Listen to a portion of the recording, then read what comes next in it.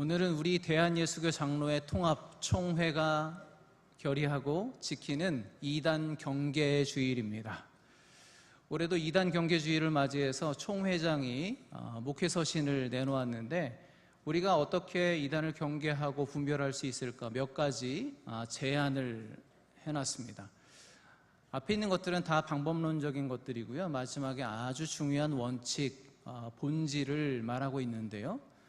성경의 기초와 또 기본 교리를 바탕으로 한 올바른 신앙교육과 교회의 정체성을 회복하는 것이다 라고 말하고 있습니다. 교회의 정체성을 회복하는 것이 중요하죠. 그러면 여러분이 생각하는 교회는 어떤 곳인가요? 여러분이 바라는 교회의 모습은 어떤 모습인가요? 우리 각자 다양하게 여러 의견을 답을 할 수 있을 것 같습니다. 그래도 됩니다. 그러면 여러분 질문을 조금 바꿔서요. 그러면 여러분이 생각하는 그 교회가 정말 교회다운 교회일까요? 비슷한 질문 같지만 우리는 선뜻 그렇다고 대답하기가 쉽지 않습니다. 왜냐하면 그 답은 우리 스스로 내릴 수 있는 것이 아니라 교회의 주인이신 하나님께서 이미 정해 놓으셨기 때문입니다. 성경의 여러 곳에서 교회의 주인이신 하나님께서는 교회의 교회다움, 교회의 정체성이 무엇인지를 분명하게 말씀하고 계십니다. 그 답 중에 하나가 오늘 우리가 함께 보게 될 요한계시록 22장에 나와 있습니다. 창조주 하나님께서는 천지를 창조하시고 사람을 에덴 동산에 살게 하셨습니다. 성경을 보면요, 이 에덴 동산에는 온 세상을 적시는 4개의 강줄기가 있습니다. 그런데 인간의 전적인 타락으로 말미암아 이 에덴 동산은 세상을 하나님의 은혜로 적시는 곳이 아니라 죄악으로 물들게 하는 근원지가 되어버립니다. 완전히 망가진 거죠. 노아의 홍수 때 이 에덴 동산은 완전히 파괴가 됩니다. 그리고 하나님께서는 다시 세상의 에덴과 같이 하나님의 은혜가 흘러나가는 근원지를 세우십니다. 그곳이 바로 예루살렘입니다. 그런데 안타깝게도 우리가 아는 것처럼 예루살렘은 그 역할을 감당하지 못합니다. 그래서 하나님께서는 돌 위에 돌도 하나 남음없이 그 예루살렘을 무너뜨리십니다. 그러면 여러분, 이 땅에 하나님의 은혜를 흘려보내는 근원지, 이제는 완전히 사라진 걸까요? 이 세상에 이제 하나님의 은혜가 없습니까? 결코 그렇지 않습니다. 하나님께서는 또다시 에덴과 예루살렘이 감당해야 했던 영적 중심지, 세상에 생명을 전하는 그 생명의 근원지를 세우십니다. 그것은 바로 새로운 거룩한 성 예루살렘, 이 땅의 교회입니다. 그게 바로 교회가 이 땅에 존재하는 이유이고 가장 중요한 교회의 교회됨, 교회의 정체성입니다. 오늘 요한계시록 22장에서는 생명수의 강이 흘러 세상을 살리는 이미지를 통해서 그 교회의 정체성을 말씀하고 있습니다. 오늘은 우리 교회가 어떻게 이 시대에 생명의 은혜를 흘려보내고 세상을 살리는 그 사명을 감당할 수 있을지 말씀을 통해서 그 답을 찾고 믿음으로 결단하는 시간 되시기를 우리 주님의 이름으로 간절히 축원합니다. 첫 번째로 교회는 하나님의 보좌와 연결된 곳입니다. 교회는 하나님의 보좌와 연결된 곳입니다. 오늘 본문을 보면 생명수의 강의 근원이 어디인지 분명히 밝히고 있습니다. 오늘 1절 말씀을 함께 읽어보겠습니다. 읽습니다. 또 그가 수정같이 맑은 생명수의 강을 내게 보이니 하나님과 및 어린 양의 보좌로부터 나와서 아멘. 여러분, 교회의 모든 생명력은 오직 한 곳, 하나님의 보좌로부터 시작이 되는 겁니다. 여러분, 이거 잊으시면 안 됩니다. 그래서 지금 우리가 드리는 이 진실한 예배가, 우리의 간절한 기도가, 우리의 마음을 다하여 드리는 그 찬양이 저 하늘 보좌로부터 이 땅 우리에게까지, 이 세상에까지 연결된 그 생명수가 흐르는 신비로운 통로가 되는 겁니다. 생명수의 강은 바로 그 통로를 통해서 우리에게 흘러 들어오는 겁니다. 그런데 우리는 이 가장 중요한 영적 원리를 얼마나 자주 잊어버리고 살아가는지 몰라요. 하나님의 보좌에 연결되기보다는 우리 힘으로, 우리 스스로 무언가를 만들어내려고 애씁니다.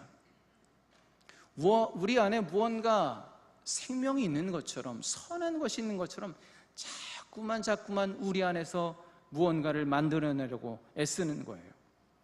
우리의 경험과 지혜와 우리의 방법과 열심으로 말라버린 강바닥을 파헤치기 시작합니다.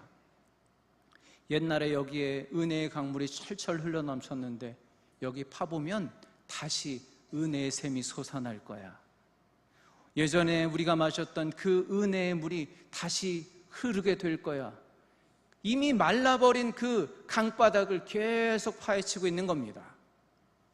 이미 오래전에 굳어버린 그 강바닥을 힘들게 애써서 파고 있는 거예요. 그러나 여러분, 하나님의 보좌와 단절된 인간의 모든 노력과 애씀은 헛된 것입니다. 결국 생명을 잃고 고여 썩어가는 저수지를 만들 뿐입니다. 그렇게 말라버린 강바닥을 파고 그래도 샘이 솟아나지 않으면 우리는 거기에 우리의 생각과 우리의 욕심을 채우기 시작하죠. 결국은 썩어버릴 저수지를 만드는 겁니다. 그 안에 그저 과거의 영광, 아름다웠던 지난 추억들에 대한 아쉬움, 서로를 향한 날카로운 비판만이 남게 됩니다. 아니, 이렇게 노력했는데 왜 은혜의 물이 흐르지 않을까? 왜 강물이 다시 솟아나지 않느냐고. 누군가 더 노력하지 않아서 그렇다고, 누군가 더 기도하지 않고 헌신하지 않아서 그렇다고 서로를 탓하고 서로를 비방하고 정죄합니다. 그런데 정작 우리는 가장 중요한 한 가지를 잊고 있는 겁니다. 그게 뭘까요? 그건 강은 스스로 물을 만들어내지 못한다는 거예요. 여러분, 강은 스스로 물을 만들어내지 못합니다. 여러분, 이 대구 옆에 낙동강이 흐르고 있잖아요. 근데 이 낙동강 밑바닥에서 물이 솟아나는 게 아니에요. 근원지가 따로 있습니다. 낙동강의 근원지가 어디 있습니까? 저 강원도 태백에 가면 황지연못이라는 샘이 있는데 거기서 낙동강이 시작되는 거예요. 그 물이 거기서부터, 그 근원으로부터 흘러나온 물을 세상으로 운반하고 저 끝에 부산에 저 낙동강 하구의 을숙도를 거쳐서 남해바다로 흘러나가고 그 물이 다시 태평양으로 흘러나가게 하는 것, 그게 강이에요. 강의 역할은 그겁니다. 그리고 교회가 그래야 한다는 거예요. 여러분, 정말 우리 교회와 성도 여러분들은 하나님의 보좌와 연결되어 있습니까? 하나님의 보좌에 닿아 있습니까? 여러분, 우리의 사명은요, 물을 내보겠다고, 물을 찾아보겠다고 죽어라 강바닥만 파고 있는 게 우리의 사명이 아닙니다. 그건 헛수고예요. 생수의 근원 대신 하나님의 보좌에 연결되어 있어야 합니다. 날마다 거기에 물을 대야 되는 거예요. 거기로부터 생수가 흘러나올 수 있도록 날마다 하나님의 보좌에 연결되는 것이 우리의 가장 중요한 사명입니다. 어떻게 그럴 수 있습니까? 우리 연약한 손을 들고 갈급한 심령으로 겸손히 무릎 꿇고 고백해야 합니다. 하나님, 우리 안에는 생명이 없습니다. 하나님, 아무리 강바닥을 파도 물이 나오지 않습니다. 하나님, 우리는 한순간도 살아갈 수 없는 메마른 땅입니다. 이미 바짝바짝 그 밑바닥을 보이고 있는 메말라버린 강바닥에 불과합니다. 다시 한번 우리를 불쌍히 여겨주시고 저 하늘의 생명수를 우리에게 흐르게 하여 주시옵소서. 그렇게 기도하며 나아가야 되는 겁니다. 우리가 그렇게 보좌 앞에 엎드릴 때 비로소 하나님의 기적이 우리 안에 나타나기 시작합니다. 말랐던 우리의 심령에, 굳어버렸던 우리의 교회에 수정같이 맑은 생명수의 강이 흐르고 또 그 생명수로 말미암아 우리가 다시 살게 되는 줄 믿으시기를 간절히 축복합니다. 두 번째로요, 교회는 세상을 살리는 사명을 받은 곳입니다. 교회에게 주신 사명은 세상을 살리라는 거예요. 그게 우리 교회의 교회됨이고 정체성입니다. 보좌로부터 흘러나온 생명수강은 이제 성의 한 가운데로 흘러가기 시작합니다. 그리고 그 강가에 놀라운 일이 벌어져요. 우리 오늘 본문 2절 말씀을 함께 읽겠습니다. 2절입니다. 길 가운데로 흐르더라. 강 좌우에 생명나무가 있어 12가지 열매를 맺되 만국을 치료하기 위하여 있더라. 아멘. 하나님의 보좌로부터 흘러나온 이 생명수 강가에는 생명나무가 서 있습니다. 여러분, 이 생명나무는요, 생명수를 공급받은 교회가 이 땅에서 감당해야 할 영광스러운 사명이 무엇인지를 다시 한번 분명하게 우리에게 보여주고 있습니다. 이 생명나무는 교회인데 이 생명나무가 어떤 역할, 어떤 사명을 감당하느냐? 첫 번째는 이 생명나무는 세상을 먹이는 나무입니다. 세상을 먹이는 나무라는 거예요. 이 생명나무는요, 달마다 12가지 열매를 맺는다고 하죠. 보통 이 세상의 나무들은요, 한 나무가 한 종류의 열매를 맺습니다. 그리고 그 열매도 맺히는 철이 있어요. 그런데 여기 등장하는 생명나무는 계절에 상관없이 다양하게 마르지 않는 풍성한 생명의 양식을 끊임없이 공급해주고 있다는 거예요. 그게 교회라는 거예요. 여러분, 이 세상은 물질적으로 풍성한 것처럼 보이지만, 부족한 것이 없는 것처럼 보이지만 영적으로는 날로 공허해지고 굶주려 허덕이고 있습니다. 세상의 쾌락, 성공, 명예, 이게 보암직하고 먹음직스러워 보이지만 결국은 인스턴트 식품에 불과해요. 잠시 배를 채우는 것 같지만 그걸 먹으면 먹을수록 더 갈증이 찾아오고 더 피폐해지게 됩니다. 교회는 바로 이 굶주린 세상에 예수 그리스도라는 참된 양식, 진리의 말씀이라는 영혼의 양식을 끊임없이 나누며 공급해주는 그런 사명으로 부름받은 공동체라는 것입니다. 우리의 존재 이유는 우리가 가진 풍성한 열매를 자랑하는 것이 아니라 우리에게 주신 그 생명의 양식을 아낌없이 내어주어서 굶주리고 있는 그 영혼들을 먹이는 데 있다는 것을 꼭 기억하실 수 있기를 간절히 바랍니다. 두 번째, 이 생명나무는요, 세상을 치유하는 나무입니다. 교회는 세상을 치유하는 곳입니다. 생명나무는 열매뿐만 아니라 오늘 말씀을 보니까 그 나무 잎사귀들은 만국을 치료하기 위하여 있더라라고 말씀하고 있습니다. 여러분, 지금 세상은요, 병들어 있습니다. 멀쩡해 보이지만 미움과 분열과 상처와 아픔으로 신음하고 있습니다. 여러분, 뉴스를 보세요. 국내, 국외, 온 세상이 다 병들어 있다는 얘기뿐입니다. 병세가 점점 깊어지고 그 증상이 여기저기서 막 나타나고 있습니다. 그럼 이렇게 병든 세상을 누가 어떻게 치유할 수 있을까요? 트럼프가 할 수 있습니까? 이재명 대통령이 할 수 있습니까?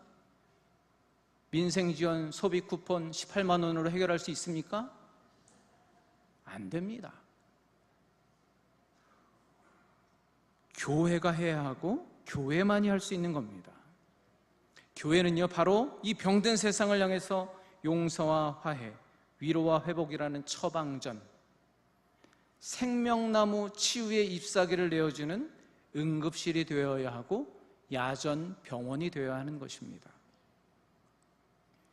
그런데 저는 요즘 교회들이 점점 우리끼리의 교제, 우리끼리의 만족, 우리끼리의 평안에 머물러서 생명력을 잃고 세상에 아무런 선한 영향력도 끼치지 못하는, 아무런 생명도 흘려보내지 못하는 우리만의 리그를 살고 있지 않은가, 그런 생각을 하며 안타깝습니다. 여러분, 하나님의 교회는요, 자신이 받은, 우리가 받은 그 생명의 은혜를 세상을 살리고 먹이고 치유하는데 아낌없이 흘려보낼 때, 그렇게 아낌없이 주는 나무가 될 때 비로소 그 정체성을 회복할 수 있는 겁니다. 그것이 바로 우리가 회복해야 할 사명임을 잊지 마시기를 간절히 축복합니다. 마지막으로, 교회는 하나님의 영광으로 충만한 곳입니다. 교회는 하나님의 영광으로 충만한 곳입니다. 즉, 교회는 성령으로 충만해야 한다라는 말입니다. 예수님께서는 요한복음 7장에서 나를 믿는 자는 그 배에서 생수의 강이 흘러나리라 라고 말씀하고 계십니다. 그리고 주님은 그 생수의 강이 우리에게 주실 성령이라고 설명하고 계십니다. 그렇습니다. 교회가 생명수의 강이 흐르는 곳이라는 말은 바로 우리 안에, 교회 안에 성령으로 충만하다라는 것입니다. 교회는 성령으로 충만해야 됩니다. 여러분, 성령 충만이 뭔가요? 제가 전에도 말씀드렸지만 우리의 마음의 한 구석에 그 빈자리를 성령으로 채우는 걸 성령 충만이라고 하지 않습니다. 여러분, 우리 인생은요, 우리의 인격은, 우리는 이미 깨어진 질그릇과 같습니다. 밑빠진 독이에요. 아무리 거룩하고 아름답고 의로운 것을 잔뜩 갖다 채워봐야 금방 빠져나가요. 온데간데 없습니다. 잠시뿐입니다. 우리는 그걸 담아놓을 능력을 이미 상실한 깨진 그릇에 불과합니다. 그러면 어떻게 하면 성령 충만할 수 있습니까? 우리가 성령 안으로 깊이 들어가야죠. 거기 머물러 있어야죠. 그래야 성령 충만할 수 있습니다. 조금 다르게 말하면요, 성령 충만은 우리가 신앙생활할 때 좀 힘이 없고 피곤할 때 잠깐 반짝 정신 차리라고 마시는 에너지 드링크, 바카스, 비타 500 같은 게 아니에요. 성령은 그런 게 아닙니다. 진짜 성령 충만함이란 성령 하나님을 우리 마음속에 왕자에 모셔드리고 성령으로 하여금 우리의 삶을 온전히 통치하게 다스리게 하시는 거, 그게 성령 충만함이에요. 그래서 나를 성령이 독점하시는 겁니다. 나에게는 운영권이 없어요. 소유권이 없어요. 오직 성령에게만 있는 겁니다. 에스겔 37장을 보면 우리가 잘 아는 어떤 이야기가 소개되죠. 하나님께서 에스겔 선지자를 마른 뼈들이 가득한 골짜기로 데려가십니다. 그 환상을 보여주세요. 그리고 에스겔 선지자에게 하나님이 명령을 하세요. 너는 내 말을 그대로 되어놔라. 그 마른 뼈들을 향해서 내 말을 그대로 되어놔라. 뭐라고 되어놔라고 하시냐면, 생기야, 사방에서 와서 그들에게 들어가라, 그렇게 선포하라고 말씀하세요. 에스겔이 그대로 말씀을 되어납니다. 생기야, 사방으로 와서 이 마른 뼈들에게 들어가라. 어떤 일이 생기나요? 생기들이 그 마른 뼈 안으로 들어갑니다. 그리고 그 말라버린 뼈들이 탁탁 소리를 내며 들어맞기 시작합니다. 그리고 그 뼈 위에 힘줄이 생기고 살이 입혀지고 가죽으로 덮입니다. 그리고 그들이 살아서 일어서는데 큰 군대가 되었다라고 말하고 있습니다. 여러분, 거기서 끝나지 않아요. 그리고 하나님이 이렇게 말씀하세요. 인자야, 이 뼈들이 바로 이스라엘 족속이다. 여러분, 사실 우리는 그저 죽은 지 오래된 말라 비틀어져 가고 있는 마른 뼈에 불과합니다. 여러분, 우리가 아무리 잘 살아보려고 평생 수고해도 결국 그 끝은 죽음이에요. 잘 살아보겠다고 살지만 죽음으로 끝나는 게 우리 인생이에요. 마른 뼈예요. 시작부터 끝까지 선한 것이 아무것도 없습니다. 우리 눈에 볼 때는 누가 더 잘나 보이고 누가 더 멋있어 보이고 누가 더 대단해 보이지만 실상은 다 똑같아요. 마른 뼈예요. 백화점에 가면 마네킹에 명품 옷을 입혀놨습니다. 그 마네킹이 부러워요? 부럽죠. 그런데 그 본질은 마른 뼈예요. 죽은 겁니다. 희망이라고는 하나도 찾아볼 수가 없습니다. 그런데 그게 바로 성령이 없는 우리의 모습이라는 거예요. 생명수가 흐르지 않는 교회의 모습이 바로 그렇다는 겁니다. 인자야, 이 마른 뼈는 이스라엘 족속이다. 저는 우리 주님께서 우리 교회를 향해서 이 마른 뼈가 바로 너희야, 그 책망을 듣지 않기를 간절히 바랍니다. 거기서 끝나지 않습니다. 그 환상의 마지막에 하나님이 에스겔에게 뭐라고 말씀하시는지 아세요? 이렇게 말씀하십니다. 내 백성아, 내가 너희 무덤을 열고 무덤 속에서 너희를 이끌어내고 내가 내 영을 너희 속에 두어서 너희를 살 수 있게 하리라. 마른 뼈로 무덤 속에 갇혀있는 죽을 수밖에 없는 운명, 그 마른 뼈들을 향해서 내가 너희 무덤을 열고 무덤에서 끌어내어서 내 영을 너희에게 부어주리니 너희가 살 수 있게 되리라. 여러분, 그게 성령 충만입니다. 성령으로 사는 거, 그게 성령 충만이에요. 교회는요, 우리가 뭐 이것저것 다 해보다가 안 되니까 이거는 성령이 채워줘야 되겠구나, 성령의 능력이 안 되면 안 되겠구나, 그래서 성령을 구하는 거, 그게 성령 충만이 아니라는 겁니다. 교회는 그래서 성령이 필요한 것이 아닙니다. 교회는 소망 없이 죽은 뼈와 같은 우리의 생명의 영을 부어주고 하나님의 군대로 다시 일으키는 하나님의 거룩한 영, 성령의 통치를 받는 곳이 바로 교회입니다. 그리고 교회는 그 위대한 역사, 그 놀라운 변화를 세상에 보여내는 곳이 교회여야 한다는 겁니다. 그럼 여러분, 우리가 성령의 다스림 아래에 있을 때 어떤 변화, 어떤 일이 일어날까요? 시간 관계상 한 가지만 함께 보겠습니다. 우리 5절 말씀 함께 보겠습니다. 5절 시작. 다시 밤이 없겠고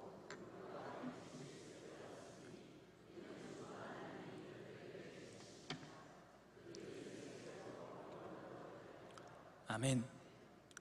여러분, 말씀을 보세요. 이제 우리에게 다시 밤이 없다고 말씀하세요.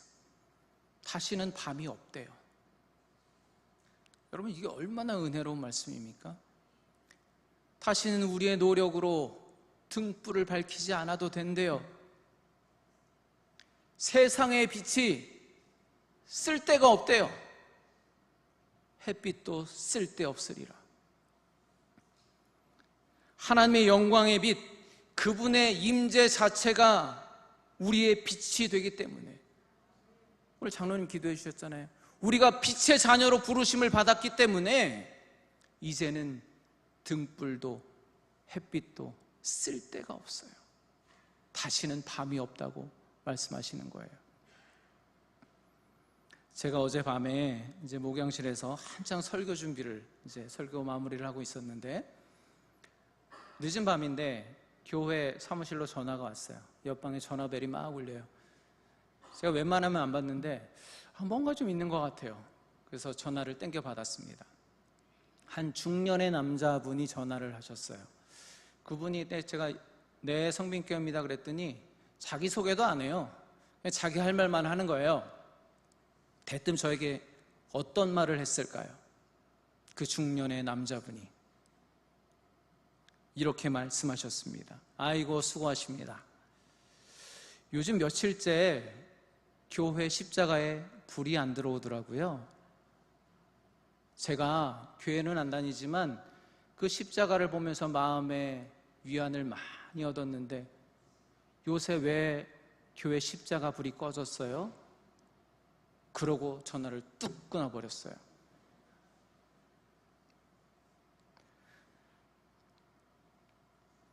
제가 그 전화를 받고 엄청 울었어요. 제가 다시 밤이 없겠고 등불과 햇빛이 쓸데없으리라. 그 말씀을 묵상하고 있었는데 하필 그때 딱 그 전화가 걸려온 거예요. 성빈교회 십자가 불이 꺼졌어요. 물론 그럴 수 있죠. 저는 그게 주님의 경고처럼 들렸어요. 우리 교회도 십자가 불이 꺼질 수 있구나. 여러분, 우리 성빈교회는요 다른 거 필요 없습니다. 우리 스스로 밝히려는 등불 필요 없고 세상의 햇빛도 필요 없어요. 오직 십자가만 있으면 되는 겁니다. 우리에게는 십자가 불빛만 있으면 되는 거예요. 하나님의 임재, 오직 성령의 빛, 그 생명수만 있으면 되는 겁니다. 그게 우리 교회가 살 길이에요. 그게 우리 교회가 세상을 살릴 수 있는 유일한 길입니다. 여러분, 오늘 말씀을 통해서 우리 자신과 우리 교회를 향해 다시 한번 질문해 보겠습니다. 도전하기를 원합니다. 지금 여러분들은 어디에 연결되어 있습니까? 하나님의 보좌입니까? 아니면 세상의 성공입니까? 우리의 은혜는 지금 어디로 흘러가고 있습니까? 우리 안에 고여서 고인물이 되어서 썩어가고 있습니까? 아니면 세상으로 저 끝으로 5대양 6대조로 열방을 향해서 흘러가고 있습니까? 누가 우리를 다스리고 있습니까? 나 자신입니까? 오직 성령이십니까? 이제 다시 시작해야 됩니다. 기도의 무릎으로 하나님의 보좌 앞으로 날마다 가까이 나아가야 합니다. 주님 앞에 엎드려야 합니다. 주님, 우리 안에는 생명이 없습니다. 우리는 그저 말라버린 강바닥을 파헤치고 있을 뿐입니다. 하나님의 보좌로부터 생명수를 흘려주시옵소서. 그 생명수로 우리도 살게 하시고 이 세상을 살리게 하여 주시옵소서. 날마다 기도로 나아가야 되는 겁니다. 그게 우리가 사는 길이고 우리가 세상을 살릴 수 있는 유일한 길입니다. 그래서 여러분, 우리 성빈교회가 그 이름 그대로 이 메마른 세상에 하나님의 거룩한 생명의 은혜를 흘려보내는 거룩한 은혜의 생명의 통로로 쓰임받게 되기를, 그 정체성을 회복하고 주님의 사명을 잘 감당하는 교회다운 교회 되기를 우리 주님의 이름으로 간절히 축원합니다.